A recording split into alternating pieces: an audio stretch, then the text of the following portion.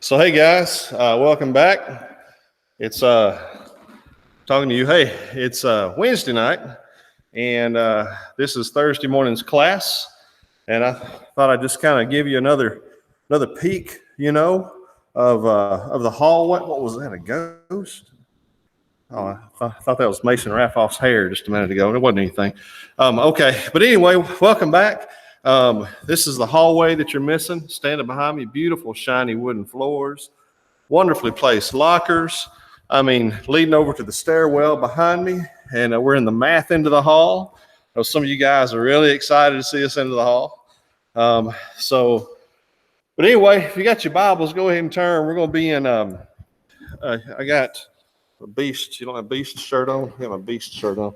We're going to have 1 Corinthians chapter 5 tonight. And I got to find a landing spot somewhere. I'm going to sit on the floor. I think we'll go in here. You ever been in the teacher's lounge? I think there's a nice chair in here. I'm going to go sit down. And we'll talk about something kind of neat here that's a nice room. I need to come up here and check this out more. All right, here. Let's see. I'm going to set this down. You see that? You see me if I do that? I think so, maybe. Let's try that. Yeah. Hey, guys. How are you? Okay. Hope class went well for you today. Got several things needed to turn in. Hope you're getting all that. Shoot me an email if you have a question about anything that you're reading in the Bible, or if you have a question about something that you need to turn in. Some of the teachers are kind of behind, and it's not their fault. In your other classes, maybe. I'm coming up here at night doing these videos when I have good internet and Google has time to process the video. A lot of teachers found out this morning that coming in the morning and overloading Google with video requests, every school like the world is doing it right now. So kind of got backed up a little bit behind. So maybe we're all figuring out it's a learning process, learning curve for everybody. And so I hope you're hanging in there with us. I'll get your schoolwork done, and I hope you're enjoying your time off. So enjoy your family, enjoy the things that you like to do. Like, some of you slept till like 3 today, I think. But 1 Corinthians chapter 5, if you haven't read that, pause the video right now and go read the chapter. I'll wait on you, and we'll pick up when you read 1 Corinthians chapter 5. Okay, so maybe you read that and you're with us now. I'm going to call this chapter, I call this the bread chapter, okay? I got a couple of different pieces of bread with me tonight to kind of help with this. This is just a piece of, bunny bread. That's good up here in Tennessee. Learned about that. That's just a slice of a tall loaf of bread, how tall that thing gets when it rises up.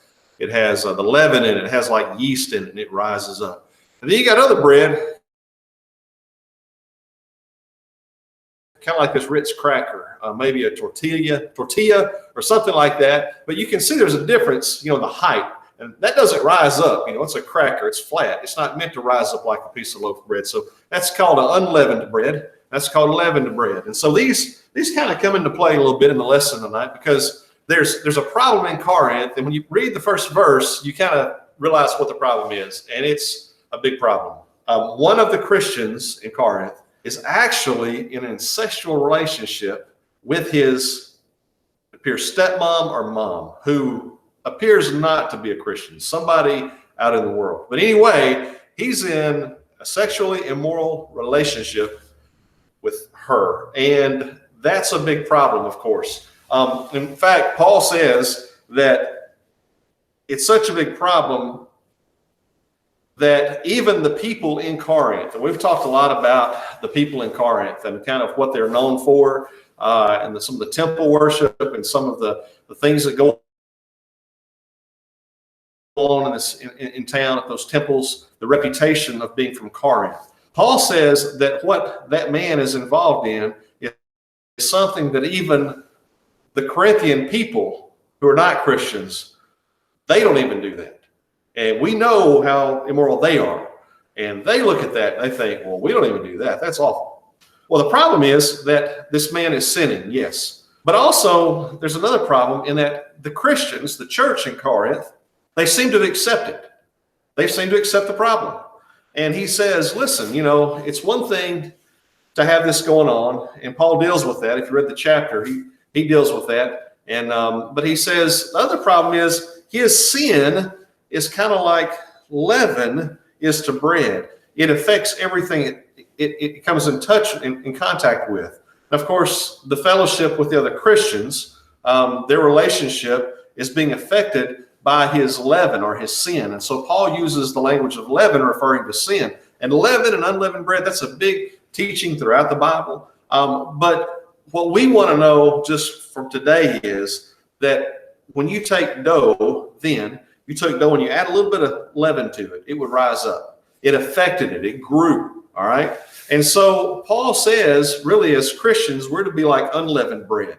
And the leaven, he draws a type to or a parallel to. He compares it to sin. Sin is to unleavened bread. Okay. All right. What leaven is to unleavened dough bread. All right.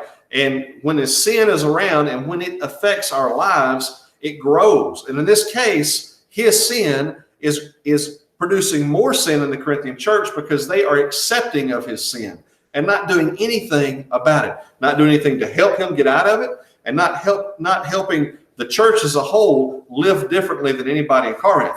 They, are at fault too. So Paul kind of unwinds on them a little bit, and he says, listen, you've actually got to kick this guy out of church. And that seems really harsh. Maybe you think, well, there's no love in that.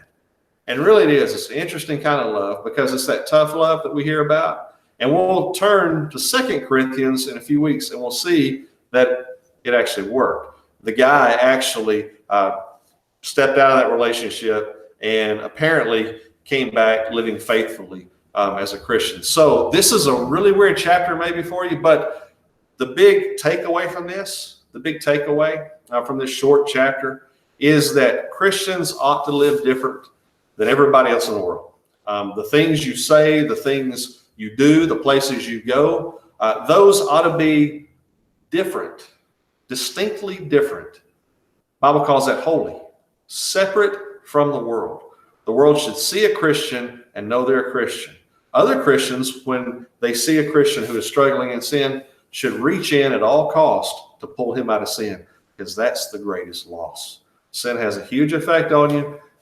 We'll stay away from it and go do your worksheets. Hope you have a good Thursday. Hope the rest of the classes go pretty good. And, I'll just kind of continue beasting out here, thinking about Disney World. It's closed down, but I'm rocking my Disney shirt because I'm thinking about Disney World anyway. All right. Well, y'all be good. All right. Yeah.